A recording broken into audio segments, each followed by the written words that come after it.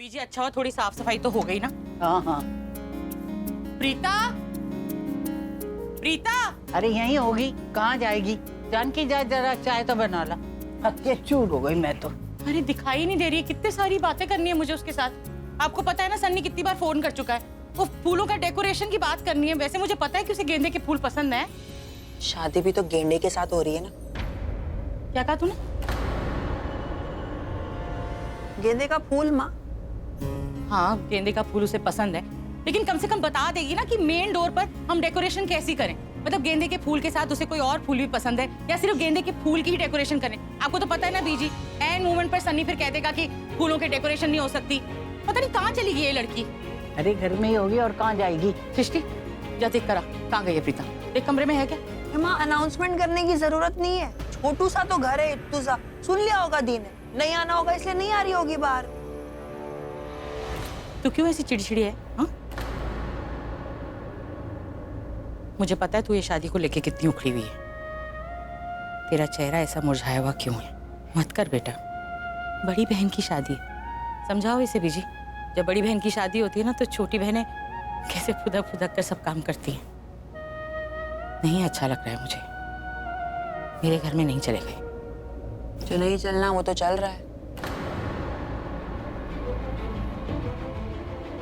मैं खुद ही जाकर देख लेती हूँ।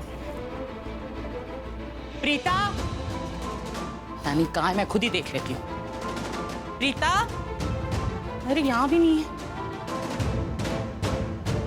बीजी, ओहो फोन पे क्या लगे हुए हो? मैंने सारे कमरे देख लिए, प्रीता कहीं है ही नहीं। पता नहीं कहाँ चली कहीं गई। पड़ोस में गई होगी, आ जाएगी। बीजी बिना बताए तो कभी भी नहीं जाती ना। अरे बाथरूम में देखा, वहाँ होगी। प्रीता जी, आंटी जी, प्रीता जी कहाँ है? आंटी जी कहाँ है प्रीता जी? घर में कहीं मिल नहीं रही है, हम ढूंढ घर रहे में हैं। नहीं है तो वो छत पर होंगी। सिस्टर इन लॉ, तुम अभी के अभी अपनी दीदी को छत से नीचे ले आओ, चाहे वो मना करे जो कहे। मानना मत, उन्हें अभी के अभी नीचे ले आओ। पृथ्वी एक मिनट, आप क्या बोल रहे हो? कुछ समझ में नहीं आ रहा। क्या हुआ है प्रीता के साथ? आंटी जी, प्रीता जी के होश उड़ गए, उनकी हालत बहुत खराब है, उनका दिल टूट गया है। क्या हुआ क्या है? आंटी जी, ऐसी सिचुएशन में जब कोई छत पे जाता है तो आपको पता ना क्या करता है? आत्महत्या। ये क्या बकवास कर रहे हैं? क्या बोल रहे हैं? हमें कुछ समझ में नहीं आ रहा। आंटी जी बहुत बुरा हुआ, जो भी हुआ वो हॉस्पिटल में ना बहुत बुरा हुआ। हॉस्पिटल में? महेश अंकल का एक्सीडेंट हो गया, वो हॉस्पिटल में एडमिट है। महेश जी का एक्सीडेंट? महेश का एक्सीडेंट? कैसे हो गया उसका एक्सीडेंट? बुरा हुआ, मैं मानता हूँ बहुत बुरा हुआ, लेकिन उससे भी बुरा हमारी प्रीता जी के साथ हुआ है। एक मिनट, क्या दी हॉस्पिटल गई थी? हाँ, पता है क्यों? क्योंकि आपकी दी का दिल बहुत बड़ा है, आपकी दी बहुत अच्छी है। क्या बोल रहे हो? महेश अंकल का एक्सीडेंट हुआ, ये बात जैसे ही पता चली प्रीता जी को, वो हॉस्पिटल पहुंच गई उनको देखने के लिए कि वो ठीक है या नहीं। जैसे ही वो हॉस्पिटल पहुंची, लूथराज ने एक के बाद एक उनकी इंसल्ट की, खरी खोटी सुनाई, उन पर बरस पड़े। और करण की तो आदत बन चुकी है, जब देखो प्रीता जी को खरी खोटी सुनाता रहता है। और सरप्राइजिंगली आज तो ऋषभ जी ने भी इंसल्ट की प्रीता जी की। प्रीता जी को रोते हुए देखकर मुझे रोना आ रहा था आंटी जी, मुझे बहुत बुरा लग रहा था। प्रीता जी पर सब बरस पड़े, सब। लूथराज को ऐसा लगता है कि अगर महेश अंकल का एक्सीडेंट हुआ है तो वो सिर्फ और सिर्फ प्रीता जी की वजह से हुआ है। लेकिन दी की वजह से कैसे?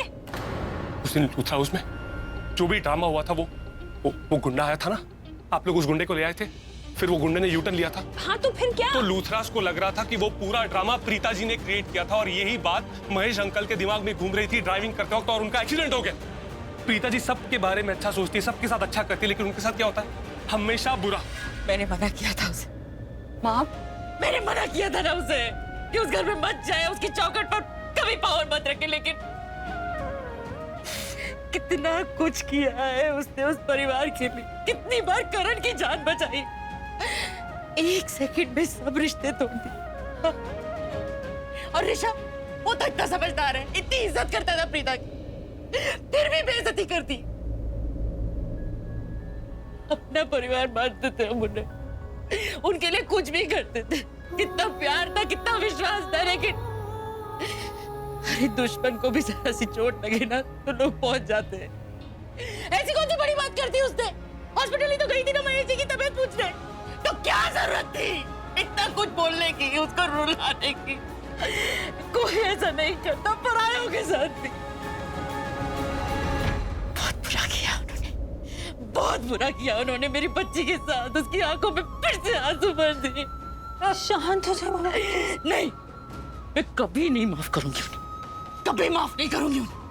ना भी विश्वास नहीं किया, मेरी बच्ची की बेइज्जती करी ना, कभी माफ नहीं करूंगी उस परिवार को, कभी माफ नहीं करूंगी उस परिवार को, उस लूथरा परिवार को कभी माफ नहीं करूंगी मैं, कभी। आंटी जी आप शांत हो जाइए।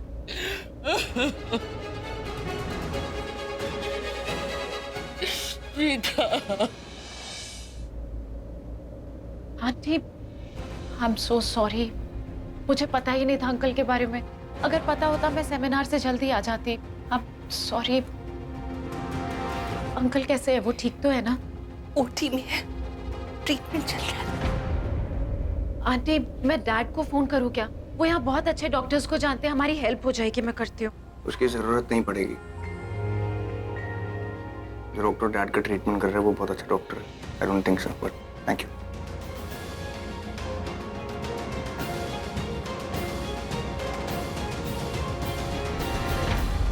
Doctor, dad is okay now, he is out of danger ना। अब कोई प्रॉब्लम वाली बात नहीं है ना। ऐसे ही कुछ बोलिएगा प्लीज, मुझे थोड़ी सी टेंशन हो रही है। वो is fine, he is okay. क्या हम मिल सकते हैं उनसे? कुछ तो बोलो प्रशांत, मेरा बेटा कैसा है? देखिए, उनका ऑपरेशन पूरा हो चुका है और वो अब ठीक है।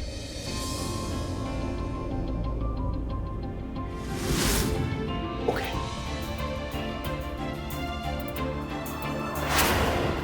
ऋषभ, उनके बचने के चांसेस बहुत ही कम थे, एक्चुअली ना के बराबर थे। अब इसमें ईश्वर का चमत्कार ही कहिए कि वो अब ठीक है, खतरे से बाहर है।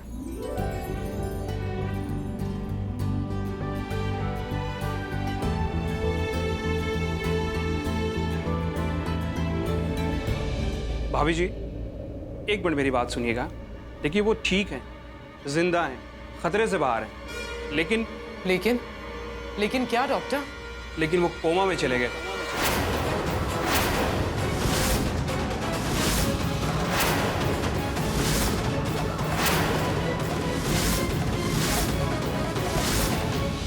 एक्चुअली में उनके सिर पे बहुत ज्यादा गहरी चोट आई थी, जिसकी वजह से बहुत ज्यादा ब्लड निकल गया। बट डॉक्टर, आपके पास उसका भी इलाज होगा ना। आप ट्रीटमेंट कीजिए, अपनी टीम को बोलिए, कोई ना कोई रास्ता तो होगा ना। आप उनको होश में लाइए डॉक्टर। कब तक कोमा में रहेंगे वो? ऋषभ, मैं ये बता नहीं सकता। हो सकता है वो कल कोमा से बाहर आ जाए, क्या ये भी पॉसिबल है? 1 महीना लगे, हो सकता है 1 साल लग जाए, या 10 साल भी लग सकता है। ऋषभ, ये भी पॉसिबल है कि वो हो सकता है कभी भी कोमा से ना आए।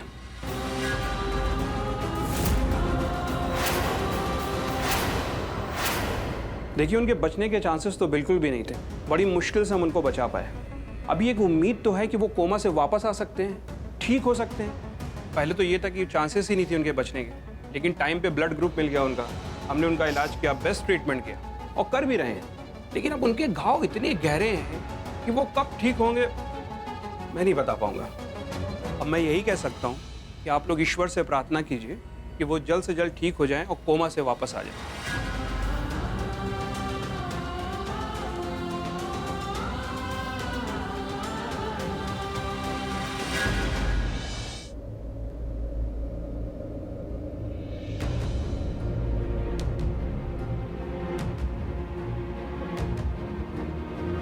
आ गई?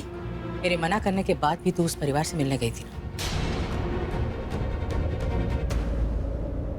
माँ, मैं उनके घर नहीं गई थी, मैं हॉस्पिटल गई थी। वो मैंने तुझे मना किया था ना कि तू उनके चौखट पर नहीं जाएगी। इसका मतलब क्या है? कि मैं चाहती थी कि तू उस परिवार के किसी भी इंसान से नहीं मिलेगी। इतनी समझदार हो कि तुझे मेरी बात समझ में नहीं? हाँ? फिर तू चाहे सड़क पर मिले, उन्हें पार्क में मिले या फिर हॉस्पिटल में, तू उनसे मिलने तो गई ना। तू भूल गई तेरी कितनी बेइज्जती की थी उन्होंने, कितना जिल्लत किया था। फिर भी तू चली गई, क्यों गई?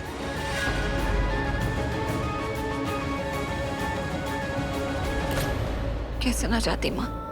माँ, वो महेश अंकल का बहुत बुरा एक्सीडेंट हो गया था। वो ऑपरेशन थिएटर में उनका परिवार था ना वहां प्रीता, उन्हें देखने के लिए तेरा जाना जरूरी क्यों था? तेरी माँ ने भी तो मना किया था ना कि तू उनसे नहीं मिलेगी, फिर तो क्यों गई उनसे मिलने? तेरी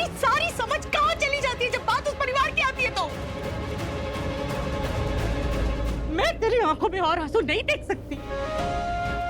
1 सेकंड नहीं लगाया उन्होंने हमसे रिश्ता तोड़ने में। तुझे समझ में क्यों नहीं आता कि अब कोई रिश्ता नहीं है हमारा उनके साथ, कोई दोस्ती नहीं है।